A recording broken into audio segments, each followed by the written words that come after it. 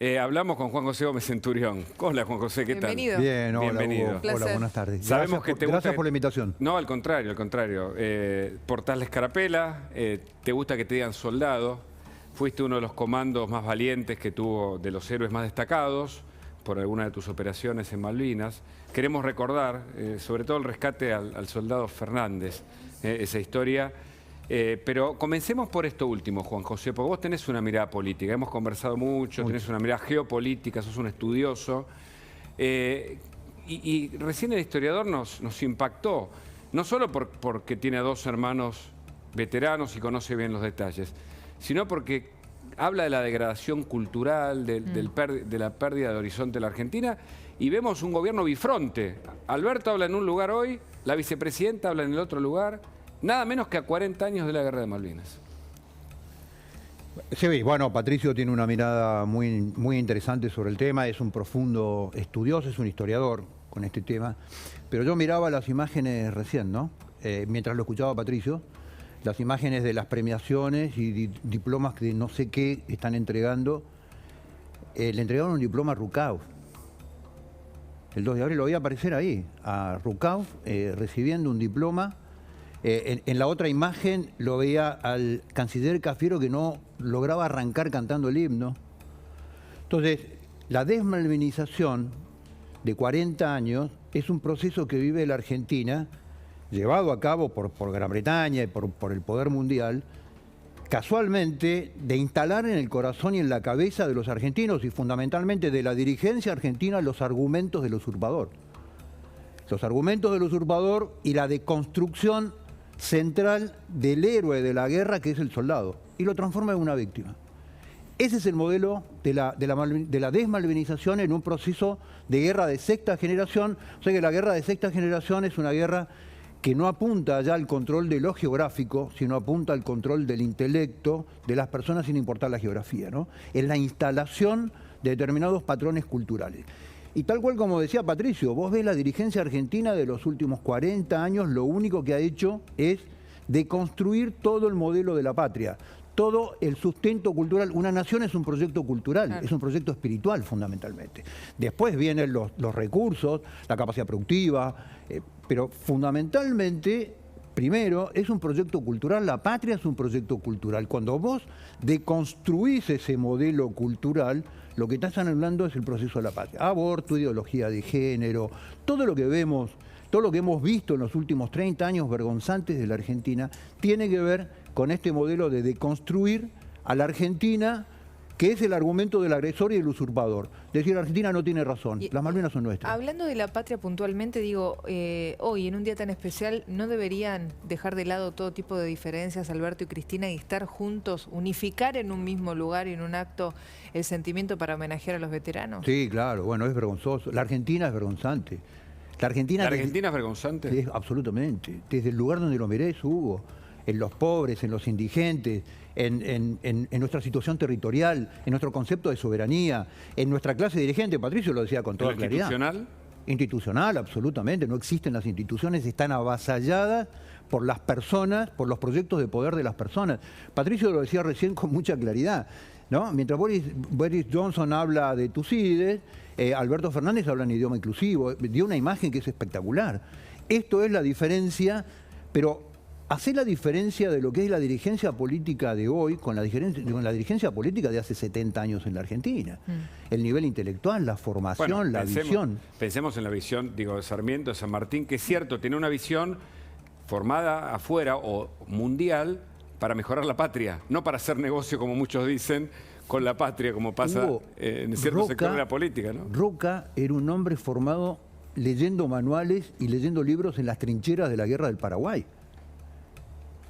Julio Argentino Roca. Sí, claro. Y fue un hombre que transformó la Argentina, integró territorialmente la Argentina, armó un proyecto de país, terminó de construir la República. ¿Y se fue más rico del poder o más pobre? Esta es una buena pregunta para todos. Seguramente se fue más rico, y todos los detractores dicen que el problema de Roca fue su riqueza. Pero jamás hablan de la obra de Roca. Roca, en el año 1904, instala la primera base militar permanente en la Antártida. Argentina fue durante 38 años el único país del mundo que tuvo presencia permanente en la Antártida a través de las Fuerzas Armadas, obra de Roca. Roca desalojó a los ingleses de Ushuaia, funda la ciudad de Ushuaia y funda la base naval de Ushuaia. Mirá la visión geoestratégica que tenía.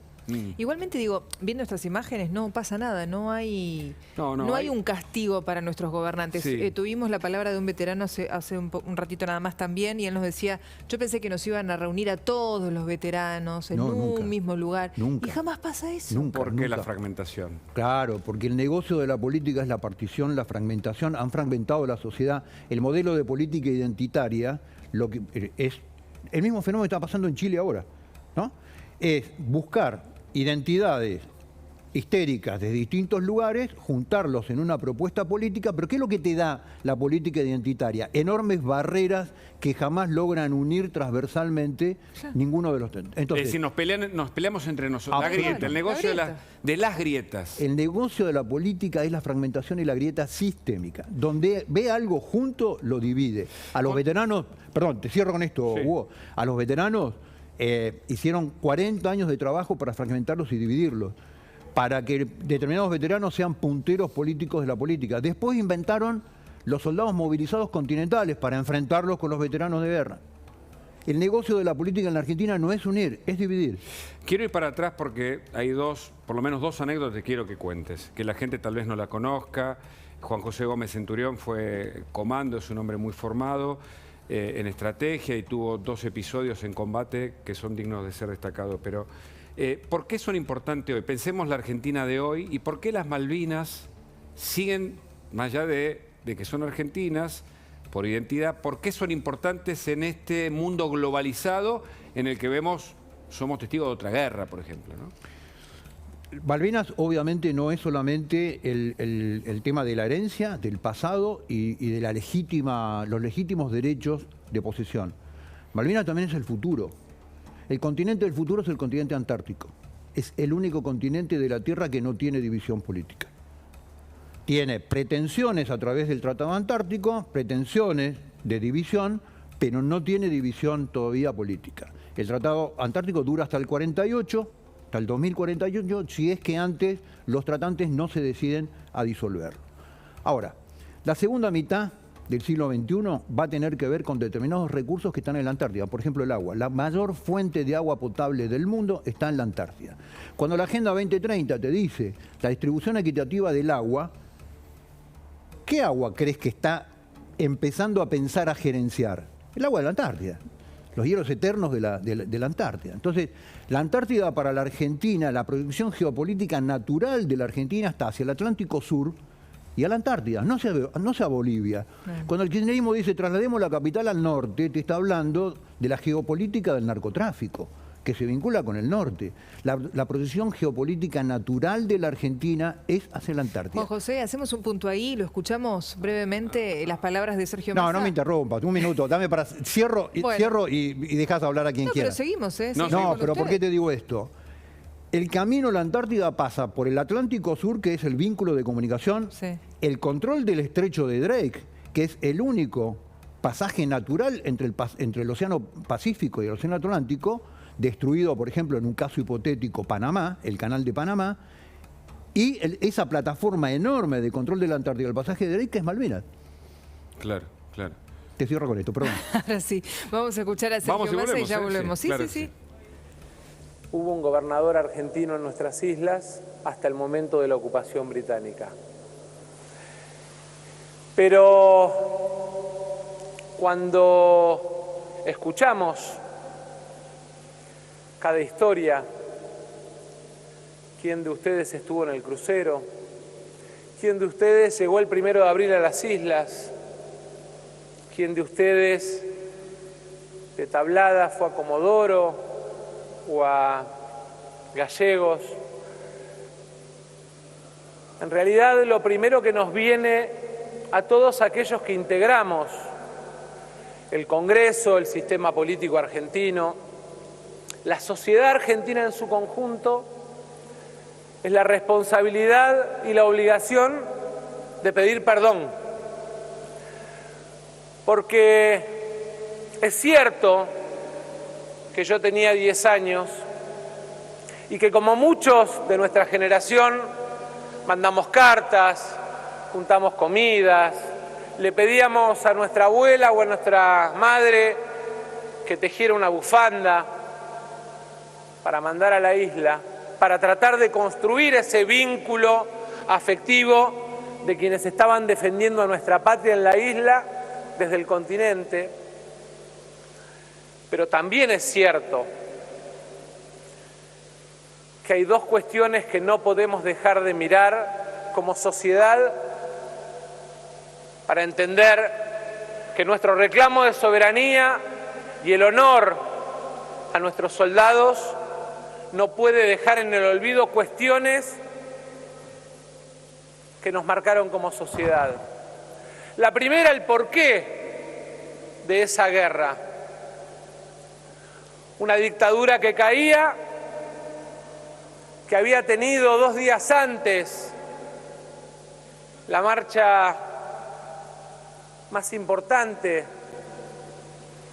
en época de dictadura, bajo la consigna Paz, Pan y Trabajo, y que de alguna manera mostraba el final de la oscuridad y el inicio de la sociedad argentina de caminar hacia la luz de la democracia.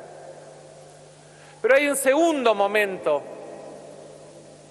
porque esa decisión para tapar lo que estaba pasando en la sociedad argentina, que es la decisión precedente, viene acompañada de un gesto posterior de vergüenza de quienes en dictadura gobernaban la Argentina, que fue no recibir como héroes a aquellos que, aún perdiendo la batalla militar, habían dejado su vida, parte de su vida o parte de su historia adolescente o de juventud en esas islas. Lo escuchás a Massa, Centurión, vos que estuviste en las islas, que combatiste, que te formaste desde el punto de vista militar, que venís de esa tradición, que sos un hombre que rescata valores patrióticos, y escuchás a los políticos de hoy, ¿qué te pasa? Por ejemplo, en este revisionismo histórico, si es que lo es, las palabras de Massa. No, Massa no hace revisionismo histórico, sigue el libreto, discurso único desmalvinizador de los 40 años, de los últimos 40 años, poniendo a Malvinas en el lugar de la dictadura, digamos. Esto es, Malvinas tiene 190 años, en el año 82 tenía 150 años de conflicto. Los decisores en la historia son señores que pasan. Si nosotros preguntamos ahora a todos los que están acá, ¿quién fue el gobierno patrio que ordenó la segunda campaña del Alto Perú? Nadie se va a acordar. ¿Sabes por qué? Porque no es importante. Ahora, todo el mundo se acuerda, Vilcapugio, Ayuma, los muertos. Entonces, que la dictadura y Galtieri haya tomado una decisión porque llegaban los cientos del cumplimiento del riesgo de prescripción del reclamo, y este es el tema que se cumplía en enero de 1983, el riesgo de la prescripción del reclamo, que es una vieja doctrina, la doctrina Eden. Eden fue un político inglés, primer ministro de Gran Bretaña después de Churchill, fue ministro de Relaciones Exteriores y fue el primer secretario general de Naciones Unidas. Era el hombre encargado de paliar toda la doctrina de descolonización que Yalta le impuso a Gran Bretaña, ¿no? Yalta, Rusia, Estados Unidos le dijeron, listo, larguen todas las colonias. Entonces, elaboraron una doctrina de posibilidad de prescripción por la longitud del tiempo con respecto a los reclamos. Entonces, vincular hoy, lo mismo discutí ayer en un programa de televisión, vincular el fenómeno y el conflicto de Malvinas, del lugar más importante del control del acceso a la Antártida y al pasaje de Drake, a un personaje que es Galtieri, que es la peor cara, digamos, que podemos poner para el tema de Malvinas, o a la dictadura, es de un nivel de simplificación absoluta. Absoluta. Es la historia de los últimos 40 años. Es la historia política, el jueguito político, dictadura o democracia. Hoy todavía te siguen diciendo dictadura o democracia. A 40 años, digamos. Es el único argumento que tienen. Entonces, me parece de un nivel de pobreza absoluto. Habla de lo que es el nivel de nuestra clase dirigente, que es paupérrimo. Y este es el problema. Vos formaste parte del gobierno de Macri, después te fuiste. Sí. Porque al principio coincidiste con algunas cuestiones. Hoy, que de cara al 2023 tal vez existe una vuelta de Juntos por el Cambio. ¿Cuál es tu mirada? Pensando en Malvinas, por ejemplo, ¿no? Bueno, yo estuve en el gobierno hasta que me di cuenta que eran más de lo mismo. Hoy el sistema político argentino está conformado por dos modelos. Un modelo que es el modelo neochavista del kirchnerismo y otro modelo que es un modelo puramente socialdemócrata, que es Cambiemos o Juntos por el Cambio, o el nombre que le quieran poner, el nombre que sea adecuado para el 2023, digamos, ¿no? Han destruido los partidos, las instituciones de los partidos políticos la han destruido, le han pasado por arriba, han puesto los partidos políticos a disposición de las personas y han puesto las instituciones y el Estado a disposición de las personas. Esto es lo que han hecho durante el último tiempo, y Juntos por el Cambio ha demostrado no ser distinto, ni con el tema Malvinas, ni con el aborto, ni con la ideología de género, ni con ningún tema sustancial que haga la cultura. No fue argentina. una sola cosa lo que lo desencantó. ¿Perdón? No fue una sola cosa lo que lo desencantó. No, cuando Cambiemos se pasa 2 años imprimiendo bonos y vendiéndolos en Wall Street, después toma 55.000 millones de dólares para pagar los bonos y nos deja para gasto corriente. Porque una cosa es endeudarse para hacer un activo, para hacer una obra, para hacer un puerto de aguas profundas, para profundizar una transformación del Estado. Bueno, como cualquier familia, la familia crece endeudándose. Sí, bueno. Sí. Comprando una casa, agrandándola, comprando un auto, comprando bienes. Ahora, cuando te endeudas, tomás un crédito para pagar la tarjeta de crédito, como familia sos un suicida. Y como gobernante lo que estás haciendo es transferirle esa deuda a nuestros bisnietos. Con Pero lo cual, había un problema de déficit que había que corregir, de déficit fiscal también ahí, que no se podían corregir porque se pensó que venían los capitales que nunca llegaron. No, vinieron los capitales, Hugo. Ah. Hubo más de 50.000 millones de dólares en capitales, que fue al único rubro donde Juntos por el Cambio le dio la posibilidad de la inversión. ¿Cuál era? El financiero. Vos ponés la tasa de las LELIC a 75% y el dólar barato a 17 pesos. Con el resultado de la LELIC compras dólares y te los llevas afuera. Es una bicicleta pero cantada. La habíamos visto ya en el gobierno de Martínez de Oz. Volviendo a las Malvinas y a los 40 años, hay una preocupación real, digo, que el presidente hable en la BBC sobre la soberanía argentina o que tal vez las Naciones Unidas lo planteen en alguna de sus discusiones. ¿Cambia este eje o la Argentina hoy está lejos de acercarse a esa recuperación? No, Argentina perdió 40 años en una estrategia diplomática para generar los vínculos en el mundo, para llegar a la negociación. Cuando vos analizás los últimos 40 años de la política exterior argentina, es una política que ha ido desde el arranque con Alfonsín a un intento de alianza con la Unión Soviética hasta que desapareció la Unión Soviética en el Atlántico Sur. Después fuimos en las relaciones carnales con Estados Unidos. Después fuimos en las relaciones carnales con Irán y Venezuela, en la misma cama y sin cambiar las sábanas. Y después pasamos a las relaciones carnales con China. Entonces lo que Argentina tiene es un problema. Lo que Argentina tiene es un problema de promiscuidad estratégica. En ese modelo es imposible desarrollar una estrategia de negociación. Ahora, Naciones Unidas 4 veces ya le ordenó a Gran Bretaña sentarse a negociar las islas. No es el camino. La Asamblea General de las Naciones Unidas no es el camino. Sí. Segundo, la negociación bilateral con Gran Bretaña no es el camino. Tal cual como lo decía Patricio, se lo puede tomar con matices. Mientras Gran Bretaña no vea enfrente una gran nación como con China para negociar Hong Kong, no lo va a hacer. El camino que perdió Argentina es América. Correcto. América tiene que entender que el problema de Malvinas no es un problema de Argentina, es un problema de América. De América. Te hago un punto ahí, porque está hablando la vicepresidenta, escuchamos y seguimos conversando con vos. A Máximo, que tenía 5 años en ese entonces, le hicieron hacer en varias oportunidades simulacros de bombardeo y esconderse abajo de las mesitas y de los pupitres.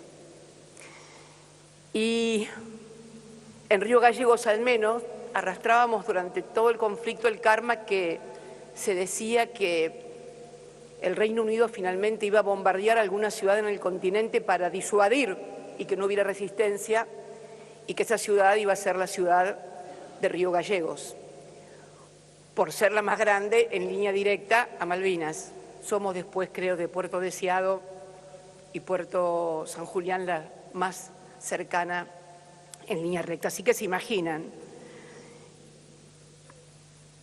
E increíblemente, haber vivido durante todo el conflicto en Río Gallegos, los aviones que se escuchaban ir y venir. Por esas cosas de la vida y del destino, el 14 de junio, el día que cayó Puerto Argentino, estaba aquí en Buenos Aires. Había viajado con Máximo, que era muy pequeño, a ver a mi madre. Mi padre había muerto durante el conflicto. Y ese 14 de junio vine de La Plata, lo dejé a Máximo con su abuela, y me vine a ver a unos amigos, colegas profesionales que tenían que verme aquí en Buenos Aires. Y estaba en el estudio, las cercanías, en la zona del microcentro, cerca de la Plaza de Mayo, cuando una de las secretarias entró y dijo: se está juntando la gente en Plaza de Mayo. Y ahí no lo dudé ni un instante, porque la última vez que había estado en la plaza había sido el 17 de octubre del 74, el primer 17 de octubre sin Perón, que fui a la plaza. Creo que Isabel ahí había nacionalizado las bocas de expendio, no me acuerdo, algo de eso había, y fuimos a la plaza porque era el primer 17 de octubre sin Perón, año 74. Desde aquel día no había vuelto a la Plaza de Mayo y volví casualmente el 14 de junio. La gente se comenzó a golpar y empezaron cánticos. Cuando aparecían los camiones de exteriores de Canal 7, que durante todo el conflicto habían asegurado que íbamos ganando, la gente tiraba monedas contra los periodistas, contra los camiones de exteriores. Algunos otros agarraban el diario vespertino La Razón, que decía con un titular catástrofe, como solía decir La Razón, cayó Puerto Argentino. Incendiaban, quemaban los diarios y los tiraban. A eso de las 6 de la tarde la plaza era un solo grito, repleta de gente de bote a bote, con todas las consignas que se puedan imaginar. Y ahí, bueno, ahí tuvimos que empezar a correr. Yo me había encontrado con unos amigos y empezamos a correr gaseados y tuvimos que llegar a la 9 de julio. Así que es una vivencia personal muy particular. Hay también, creo, una dimensión institucional de Malvinas que me tocó abordar como presidenta. Hoy hacen exactamente 10 años que enviamos una carta al Comité Internacional de la Cruz Roja para poder identificar a los soldados NN que solo conocía Dios y que estaban enterrados en el cementerio de Darwin, sin identificar. Fue una idea que increíblemente trajo un inglés, Roger Waters, el de Pink Floyd. Me vino a ver, impulsado por una periodista, y ahí nomás armamos la estrategia de convocar, de pedirle al Comité Internacional de la Cruz Roja como organismo humanitario y totalmente neutral que se pusiera en contacto con el Reino Unido para de esa manera ver si podíamos articular la identificación de nuestros combatientes. Y se dio en forma inmediata, una respuesta inmediata. Estaba en Ushuaia cuando, me acuerdo, anuncié esa iniciativa con la Cruz Roja. Contestaron de inmediato, y de inmediato conformamos un espacio en el Poder Ejecutivo entre el Ministerio de Justicia y Derechos Humanos, Cancillería, Ministerio de Desarrollo Social, la Escribanía Mayor de Gobierno, y hoy, de los 121 NN, soldado argentino, que solo conocía a Dios, ya hay 119 identificados. Vamos a la vicepresidenta, estamos con Juan José Gómez Centurión. Muy autorreferencial. Muy autorreferencial, la experiencia de ella, el testimonio de ella en medio de la guerra, habló de Máximo y ahora habló de la identificación de los soldados allí. Tu mirada. Autorreferencialidad y uso de los muertos, tema típico de la política. Ajá. La vicepresidente le dice a los tipos que combatieron en la guerra cómo sufrió ella con Máximo debajo del escritorio del colegio. Ah, tenés razón, porque ahí están los veteranos. Sí, ahí están. Claro, los diplomas O sea, que no, entregó no escucha. No, ella le cuenta el dolor que pasaba Máximo debajo del escritorio. Y después, lo que dice la vicepresidente es un error conceptual gravísimo. No hay NN. Se tiene el nombre de todos los soldados que murieron en la guerra. Lo que en toda guerra pasa es que no se logran identificar los cadáveres. Exacto. Pero no hay soldados NN. Todos los soldados muertos en la guerra tienen nombre. Y tienen nombre y apellido. Y muchos lograron siempre, ser identificados, gracias a con Dios. muchos cadáveres no identificados. Claro. Entonces, esta cosa del NN esto es un uso político de los muertos que es realmente aberrante. Quería que me cuentes por lo menos el rescate del soldado Fernández. Por favor, porque en este día en el que se recuerdan los 40 años de Malvinas, vale la pena la historia, sí, de quien estuvo ahí, ¿no? De quien estuvo combatiendo. Dale, Juan José. Sí, el día 28, a media mañana, hacemos el último contraataque en Darwin, mi sección, 38 hombres. Salimos a buscar al enemigo hacia el sector norte. Vos eras el jefe del comando. Yo era el jefe de la compañía, el jefe de la sección. Tenía 23 años, era subteniente. Lo salimos a buscar, lo encontramos. Vamos a ver algunas fotos ahora para ilustrar este momento. Lo encontramos en una loma. Mirá, esto es el tercero. Al lado mío, a la izquierda, está el teniente Roberto Néstor Esteves, muerto en el combate de Darwin. Y al lado mío, el subteniente Reyes, que fue el subteniente que enfrentó el desembarco en San Carlos. Bueno, les contaba. Vos te habías formado militarmente, pero pensabas ir a la guerra. Acá vemos una foto tuya de hace algunos años. El día de la jura de la bandera en Darwin. ¿Te habías formado? ¿Estaba dentro de tu idea inicial que podías ir a una guerra? Sí, claro. Yo elegí mi vocación militar para defender a la patria y para en el momento que la nación necesitara de mí en una guerra, estar listo, dispuesto, entrenado y listo para entrar en combate. Y ahora vamos al punto, pero ¿y el entrenamiento como comando para aplicarle a la gente? ¿Qué significa? ¿Qué adiestramiento y formación tenés? El curso de comandos es un curso que forma fracciones de cuadros que van a operar detrás de las líneas enemigas, aislados del resto del dispositivo, y que usan para infiltrarse tanto el paracaidismo, la infiltración aérea, como la infiltración por agua, con lo cual conoces técnicas de buceo, sos paracaidista, y estás entrenado para conducir fracciones pequeñas, absolutamente aisladas, cumpliendo misiones de naturaleza de táctica superior o estratégica. Muy arriesgadas, por cierto. Sí, claro, sí. Todo con mucha estrategia y sabiduría en lo que se llama supervivencia, ¿no es cierto?, en el terreno de acción. Ejecutar la supervivencia, ejecutar acciones cortas, sorpresivas, de un altísimo nivel de impacto.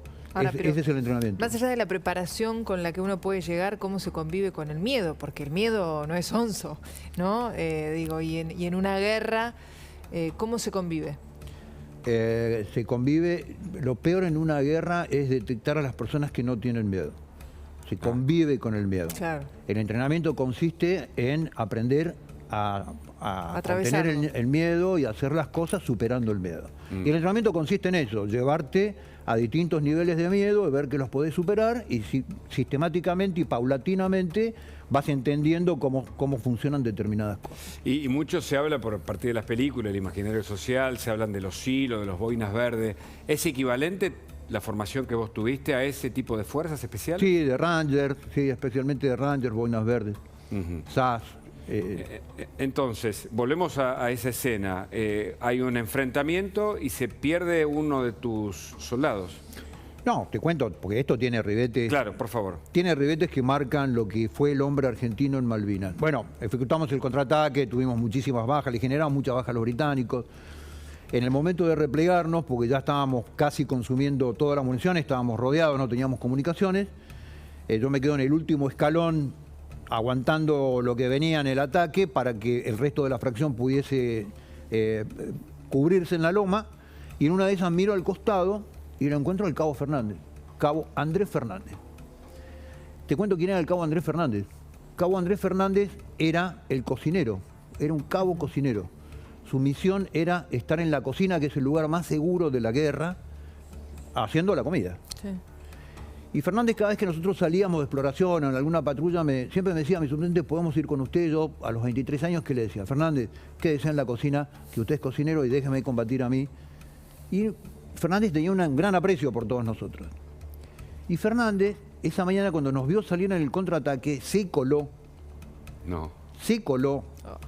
en un contraataque contra el 2º Batallón de Paracaidistas Británico. Como no tenía armamento, tenía solamente su pistola, eso me enteré hace 2 años en un asado, con él, por supuesto.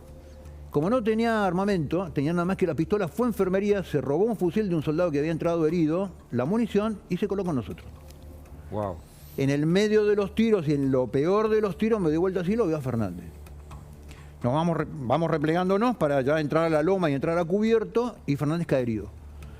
Cuando me acerco a él, en la pierna derecha tenía un disparo en el pie y tenía un disparo en la pierna, una herida importante que denotaba que era una herida arterial por la cantidad de sangre que brotaba. Me saqué mi pañuelo, le hice un torniquete, le saqué el armamento, porque además ya estábamos empezando a estar rodeados, casi nos asaltaban, y de abajo empezaban a subir mis soldados que ya estaban a cubierto a buscarnos a nosotros.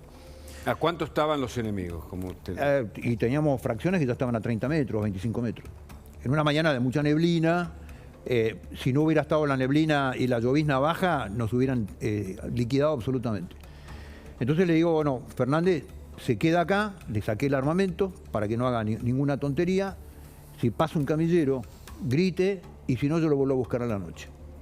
Esto era 12 del mediodía. En Malvinas cae el sol 4:30 de la tarde, ¿no? Con lo cual estaba ahí cerca. No, no me dejes, me voy a morir, que yo, quédate acá, yo te vuelvo a buscar a la noche. Y ahí nos replegamos. Bueno, cayó el sol, había sido un día muy duro para nosotros, tuvimos muchas bajas, muchos lastimados, muertos. Y estábamos ahí recuperándonos, buscando munición. Y empiezan mis soldados, me dicen mi subteniente, ¿y qué va a pasar con el Cabo Fernández? No, el Cabo Fernández ya está en un buque hospital con una enfermera atendiéndolo mucho mejor que nosotros. Digo, no se preocupen. Y yo me di cuenta que una de las cosas que a vos te sostiene durante toda la guerra y en el combate es el espíritu de confianza que reina en una fracción, ¿no? Si yo estoy herido, alguien me va a buscar. Si yo me muero, alguien me va a enterrar. Y si yo me muero, alguien va a ir a hablar con mi viuda. Esto es el modelo que sostiene a los hombres en las situaciones más críticas.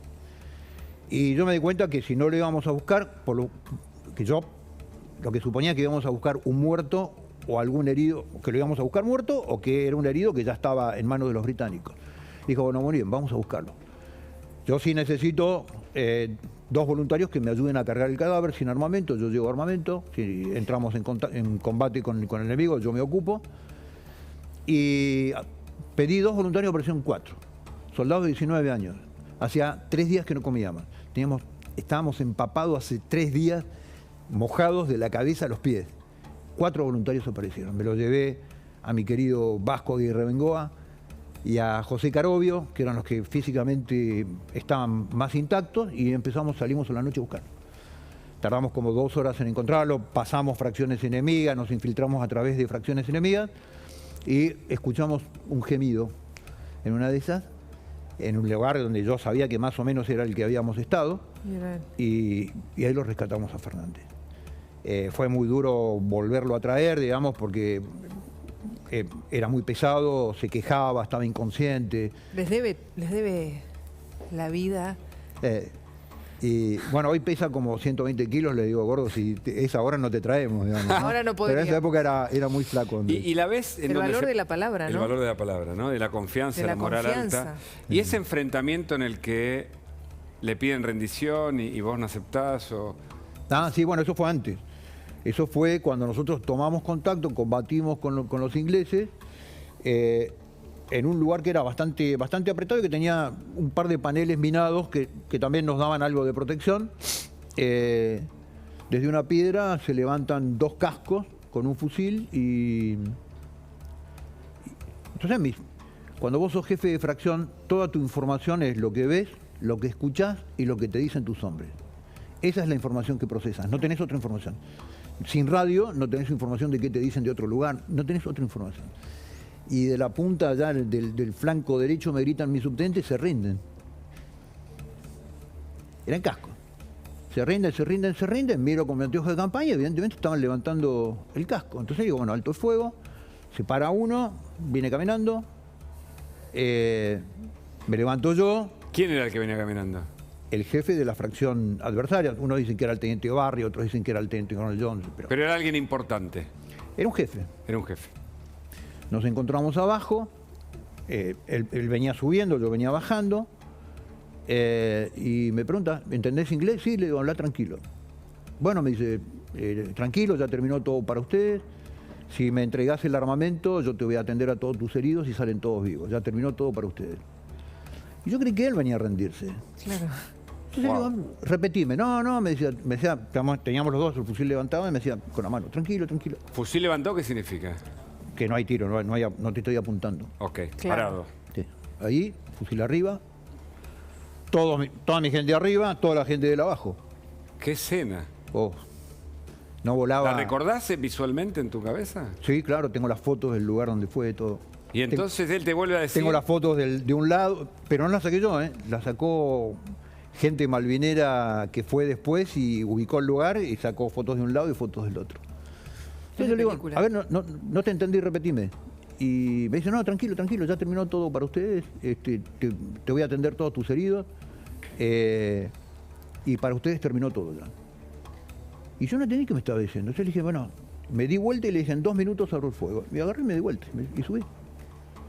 Y estaba subiendo donde estaban mis soldados, que estaban en un alambrado, arriba, parapetados fundamentalmente en los postes de alambrado. Y antes de que yo llegue, desde Boca House, más o menos unos 700 kilómetros al oeste, una fracción británica que había llegado a ese lugar, había instalado ametralladoras, no sabía de este episodio, nos ve y abre fuego. Y abrió fuego sobre el primer grupo de mi fracción. La primera baja que causa es el Cabo Oviedo. Yo lo vi así en diagonal. Inmediatamente me di vuelta, lo ubiqué, que estaba detrás de un alambrado en un poste, le tiré y ahí empezó Otra historia. otra historia. O sea, ¿lo mataste? Sí, claro, obvio. Es Claro. la guerra. Es la guerra. 2 disparos lo maté, quedó ahí al lado. Y subiste a... Y no me acuerdo nunca cómo pasé el alambrado. Mis soldados no me saben decir cómo pasé el alambrado. Uno dice, no, pasaste por arriba, otro dice, no, pasaste por abajo. Nadie me sabe decir cómo pasé el alambrado. Qué locura. Qué momento. Bueno, y ahí empezaron los muertos y los heridos en serio, digamos, ¿no? Porque ya nos tenían rodeados, empezó el fuego cruzado. Quiero que ahora me cuentes otra anécdota, que es para la gente que no lo sabe, que en algún momento como buzo te tiraste sí. a rescatar un armamento que era fundamental en ese momento de la guerra. Pero habló Cristina y dijo que le mandó un regalo a Alberto Fernández. Y bueno, ya que entre ellos no se hablan, al menos ella lo comunica de A esta ver. manera, mira. Yo les voy a recomendar un libro que se lo recomendé al presidente y que todavía no lo leyó, al presidente acá, Cámara de Diputados, al respecto. Es un libro que se llama Diario de una temporada en el 5º piso. El relato es una crónica histórica, no es una obra literaria, no va a ganar ningún premio Nobel, pero es un libro que relata las experiencias del primer gobierno democrático del 83, del presidente Alfonsín, y los distintos equipos económicos que lo sucedieron. Y lo vas a leer, me dijiste. Bien. Hoy se lo mandé de regalo al presidente para que después la vocera nos diga que no le regaló nada el cumpleaños, ¿viste? Porque después ya veo el lunes. Miren si será mala la vicepresidenta que ni siquiera le da un regalito al cumpleaños. Así que le mandé el libro, que es muy interesante y de una extraordinaria actualidad. Pero ¿a dónde voy? ¿A dónde vas, Cristina, con esto? A una crónica de ese libro que no tiene desperdicio y que tiene que ver con esto de los conceptos empaquetados que le venden a los argentinos. El problema es cuando se lo venden a las clases dirigentes argentinas, porque la sociedad tiene tantos problemas que no tiene tiempo para andar haciendo finas disquisiciones. Pero... Bueno, escuchamos a Cristina y nos asombramos. Estamos hablando de los 40 años de Malvinas. Estamos con un héroe de Malvinas, Juan José Gómez Centurión. Pero en el medio el mensaje, ¿no? En el medio, y ella habla en tercera persona de ella. Sí, sí. Y además contradice a la portavoz que dijo que no le respondió un mensaje y le manda un libro de regalo. Merece un comentario, ¿no? No merece. Te pido, por favor, no. Te pido que me absuelvas de eso. No.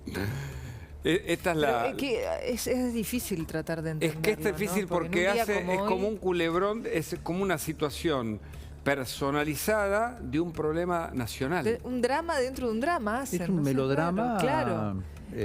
En el melodrama, en el recordatorio de los 40 años de Malvinas con los veteranos adelante. Claro, este es el De un punto. verdadero drama. Es decir, están los veteranos, quienes deben ser homenajeados. Ella habla de Roger Waters, del libro que le regala el presidente para mostrar, y habla de ella misma, que no está peleada con el presidente. Por un Para que regalo. después la vocera o la portavoz pero- no salga a decir eso. Ustedes me juraron que me absolvían del comentario No, y me ya están está, ya llevando está, al lo comentario. estamos hablando Volvemos nosotros. al punto, ¿cómo fue esa anécdota en la que a través del buceo había que recuperar dispositivos fundamentales para la guerra? Sí, por allá por el 23 de mayo, desde Puerto Argentino, porque ya se veía, después del desembarco en San Carlos, las fuerzas británicas empiezan a orientarse, se veía por vuelos de helicópteros y demás, y se notaba que venía un ataque sobre Darwin. Y Darwin no tenía artillería. Entonces, como por helicóptero era muy dificultoso y había muchísimas bajas de helicóptero por falta de superioridad aérea, se decide mandarlos en la patrullera Río Iguazú, que era una patrullera de prefectura. Es un buque, una patrullera chica de costa, de 28, 32 metros de eslora, no me acuerdo exactamente cuánto tiene. Una embarcación. Una embarcación de porte mediano, con todos los hombres de las piezas de los cañones adentro. Entonces se mandan 2 cañones 105 Tomelara, que son 2 cañones que son absolutamente desarmables porque los italianos los fabricaron para lanzarlos por paracaídas o para dividirlos por piezas para llevarlos en la montaña. Entonces se lo desarma y se lo mete dentro de la bodega. Un ataque de Harrier el día 23 a la madrugada. Lo hunde en el medio, entrando ya al puerto a más o menos 30 kilómetros del puerto de Gusgren, hunde el buque. Hay una historia muy linda de ese buque porque muere el cabo Benítez con la ametralladora 12-7 combatiendo contra un Harrier.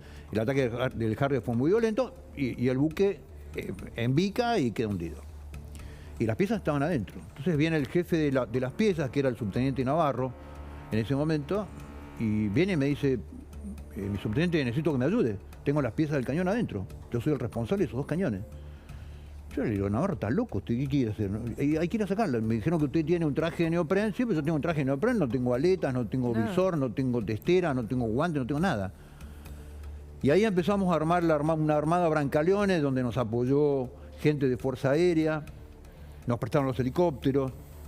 Y ahí empezamos a armar un dispositivo, una operación que duró durante 2 días, inmersión más o menos por 7 horas en cada uno de los días para sacar pieza por el tambucho de popa de la patrullera de Iguazú cada una de las piezas. Y ahí la sacamos. En un agua de 4 grados. De 4 grados. Y buceando, ¿y cómo se veía con...? Nada, tanteo. Cuando Navarro se paraba en la cubierta, el agua le llegaba hasta acá. Entonces yo salía por el tambucho, le entregaba la pieza porque adentro cuando se embica el buque y escora, todo quedó revuelto. El pañol de herramientas del buque, las piezas de artillería, quedó todo revuelto. Entonces había que sacar pieza por pieza, entonces Navarro me decía, ¿esto es del cañón o no es del cañón? Si no era del cañón, la tiraba al agua. Yo le decía, Navarro, ¿estás seguro? ¿Sí? Y ahí estuvimos 2 días. Y logramos rescatar los 2 cañones. Cuando los británicos, en la capitulación, cuando los británicos toman Darwin, lo primero que nos preguntan, como en todos los interrogatorios, de dónde sacaron la artillería, porque ellos sabían que no había. Que habían sido embarcados en Puerto Argentino, seguramente por datos de inteligencia, y que el buque había sido hundido. ¿De dónde había salido la artillería? Y no lo podían creer. No lo podían creer, decíamos de abajo del mar. Claro. Eso fueron las cosas de Malvinas. Claro. Que nadie sabe o que muy poca gente sabe, poca gente sabe. Que son pequeños grandes detalles en realidad, claro. ¿no? Porque cambian la historia. ¿Volverías a Malvinas? Sí, claro. No vuelvo con bandera británica, no. No, creí que me preguntaba, no. No, una pregunta abierta.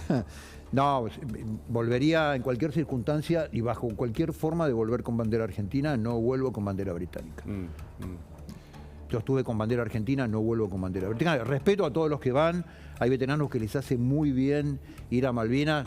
Yo me muero de ganas de ir a Malvinas, pero yo con bandera británica no vuelvo. Y nada para saldar, digamos, ¿no? O sea, ¿Nada? Nada para saldar. O sea, La recuperación de Malvinas. Bueno. Eso es lo único que hay que saldar. Todo lo demás, estuvimos para eso. Exacto. Y Dios nos puso en ese lugar. Hay un conjunto de rock, se llama Fit, que nadie lo conoce, que se dedica a cantar específicamente temas de Malvinas. Tiene 3 discos editados con nada más que temas de Malvinas, donde recuerda los nombres de los muertos. Recordá el nombre, porque es conocido en el ámbito de los malvineros. De los malvineros. Sí.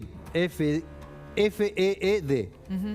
Y tiene una canción que es extraordinaria, que nos dedica a los veteranos, y que a nosotros, a mí siempre me impresiona mucho porque entiende claramente lo que nosotros sentimos. Entonces nos dice, tuviste la suerte de estar ahí. Ajá. No, el que te dice eso es porque él también le hubiera gustado estar. Claro. Con lo cual, no, yo no tengo nada que saldar, excepto la soberanía de las islas. Claro.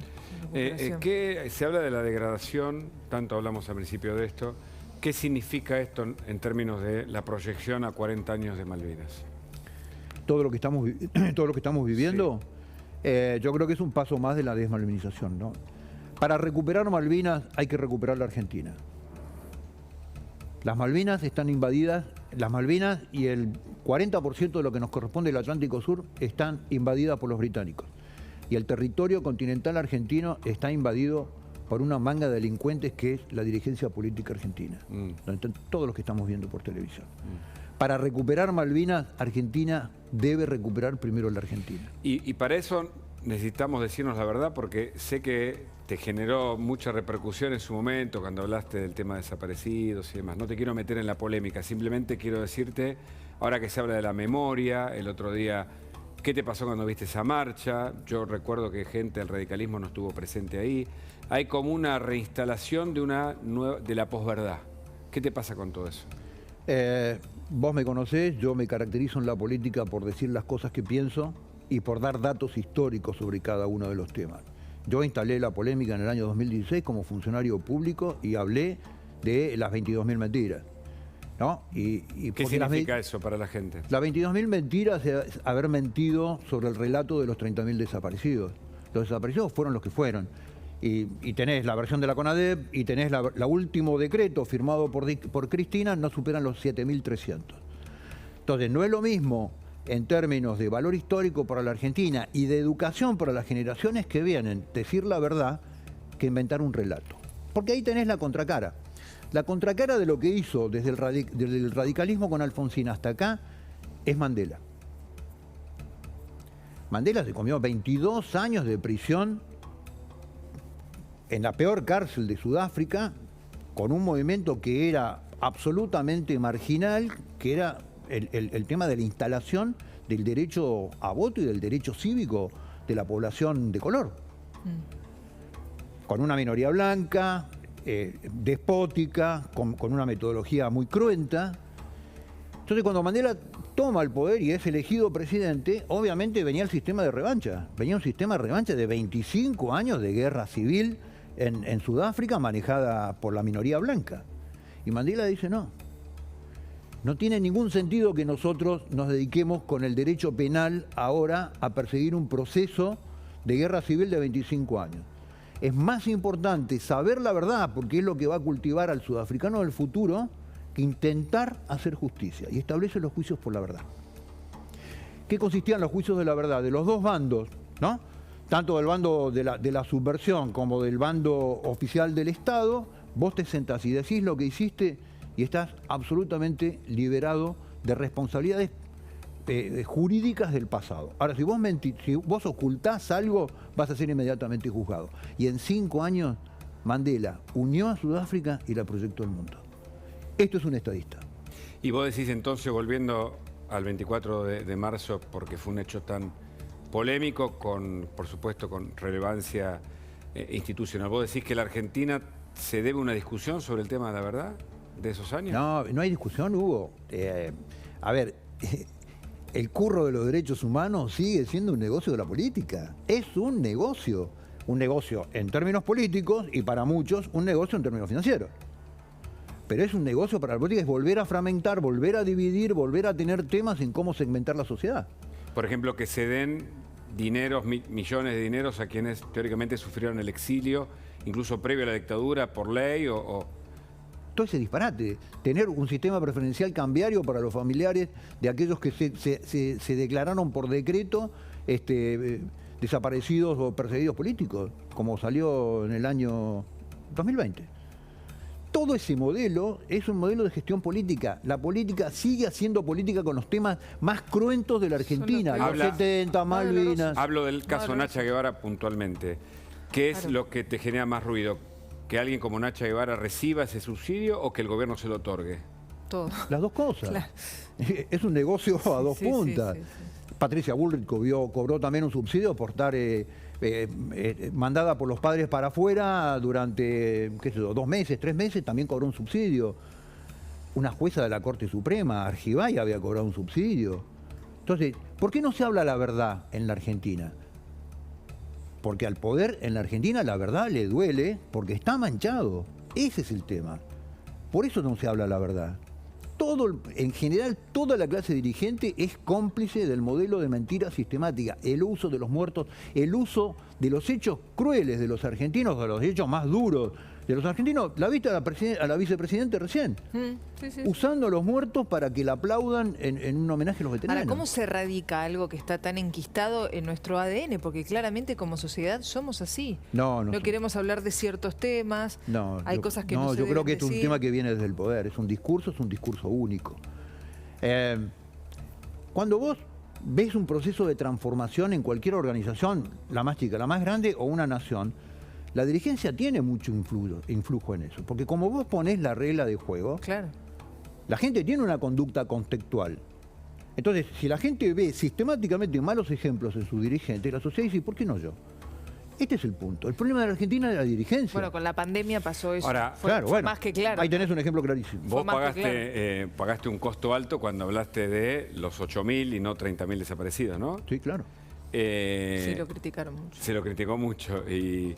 ¿Y estás arrepentido o siempre te jugás por aquello? Digo, porque una cosa es que uno lo cuente en un círculo, pero otra cosa es que lo abra hacia la sociedad con la contundencia que eso significa en la memoria reciente, digamos. Hugo, yo sobreviví a una guerra.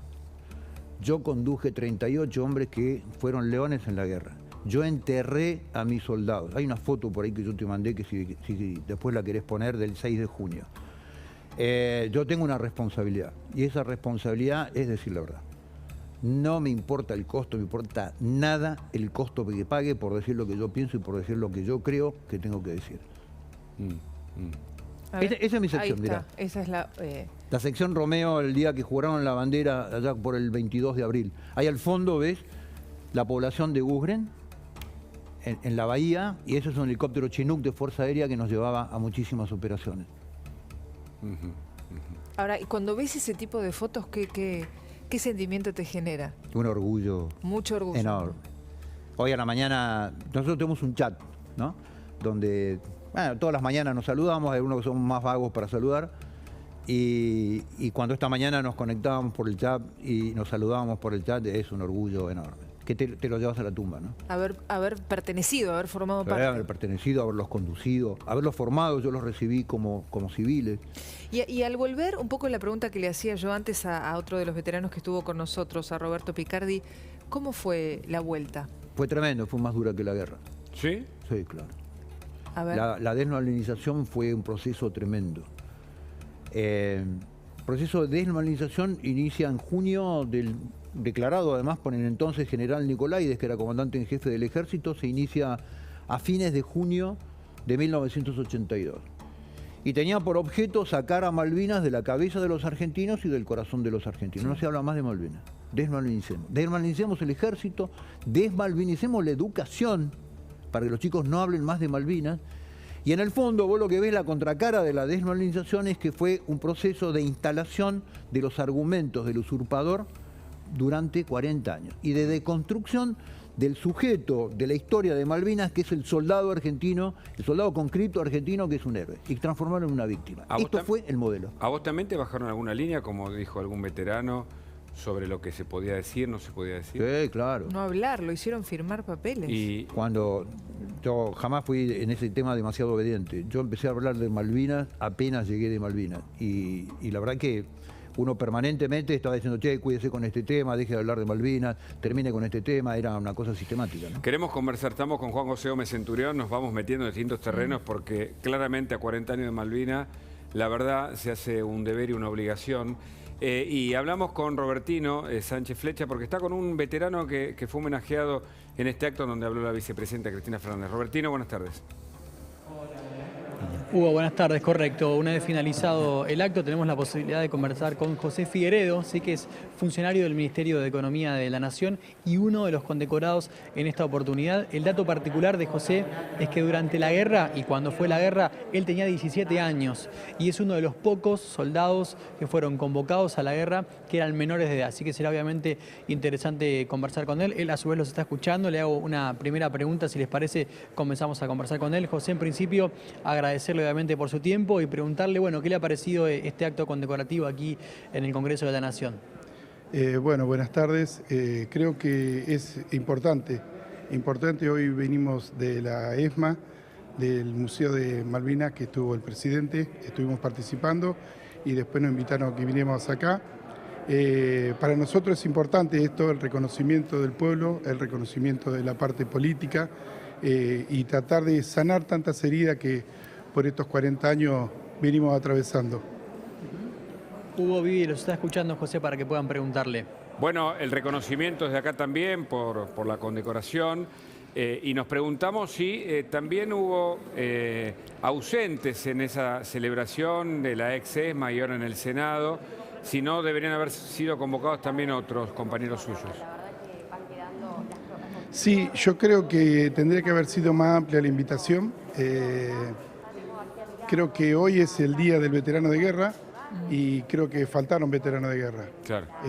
Como ustedes saben, hace muy poco estuvimos en una movida acá reclamando el tema de salud, en la cual hemos sido reprimidos. Hemos estado más de 4.000 veteranos de guerra de todo el país y hemos sido reprimidos, nos han lastimado y vinimos a buscar lo que necesitábamos, que era salud.